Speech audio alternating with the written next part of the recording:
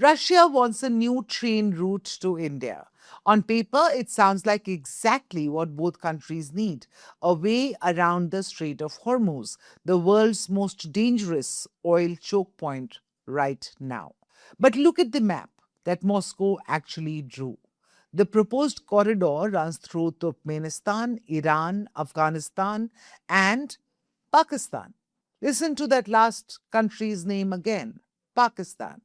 India's most hostile neighbor, sitting directly on the one land route that Moscow wants to build to reach India.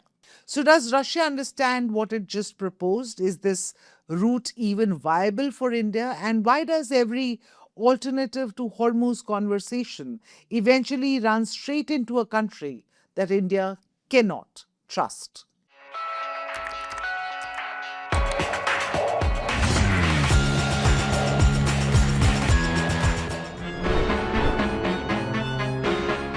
This proposal didn't come out of nowhere. Since February this year, the US and Israel have carried out joint strikes on Iran, hitting targets including Tehran.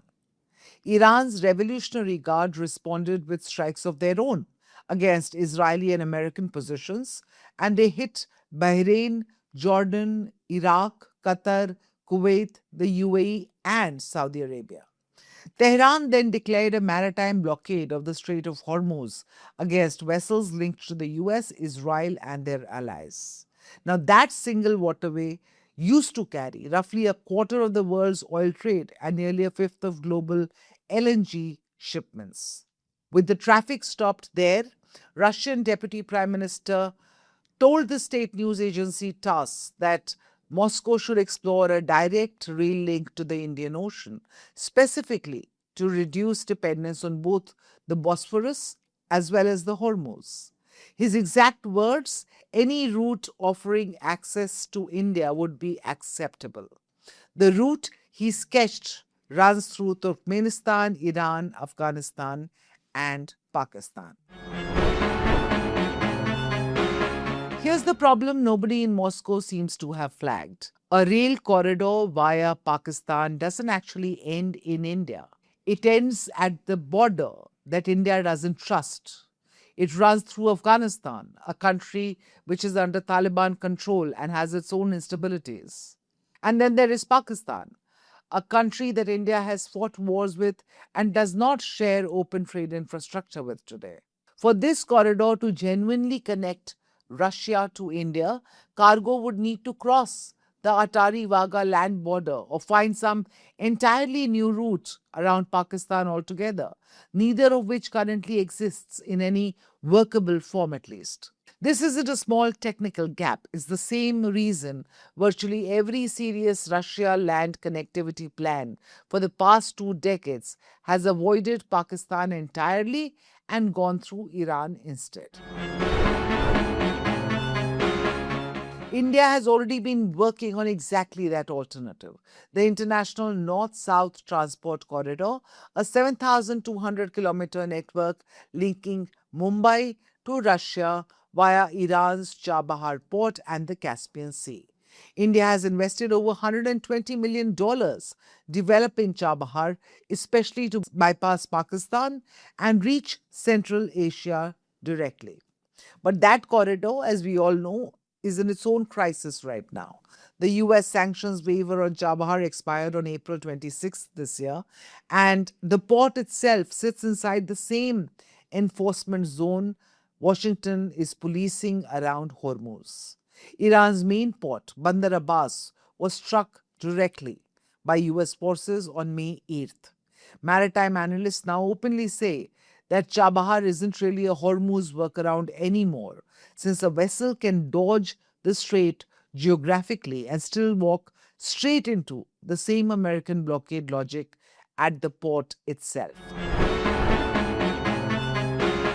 With both the Pakistan route and the Iran route compromised, India's real hedge is the India, Middle East, Europe economic corridor, connecting India to Europe via the UAE, Saudi, and Israel, entirely bypassing Hormuz and Pakistan both. with India importing more than 85% of its crude from the Gulf region and the INSTC now functionally damaged by the war, IMEC has shifted from a long-term ambition to an urgent necessity almost overnight. Russia's real proposal reveals something honest about Moscow's own desperation. Cut off from European markets by sanctions, boxed in by choke points on every side, and now willing to float a route through a country that offers India nothing but risk. For India, the message is simpler than any map.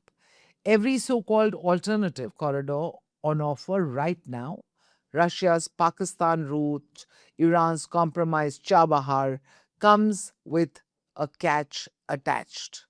The only corridor without a catch is the one India is building itself through the Gulf and Europe without routing through either Islamabad or Tehran's crossfire, which is IMEC. That's not a coincidence. That's New Delhi finally deciding that if it wants a route it can actually trust, it has to build one that answers to nobody else's war. You're watching Times Access. I'm Aditi Prasad. Click on the bell icon below to subscribe and never miss a Times Access update.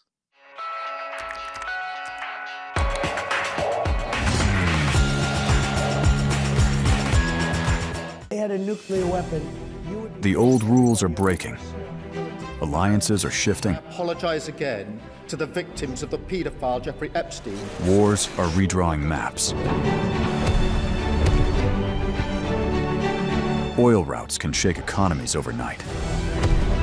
One election in America can impact markets in Mumbai. No tax on tips. One move by China can alter the balance in Asia. One conflict in West Asia can hit every Indian household. This is no longer a distant story. This is our story. Your story. Because for the first time in decades, India is not watching from the sidelines. India is rising.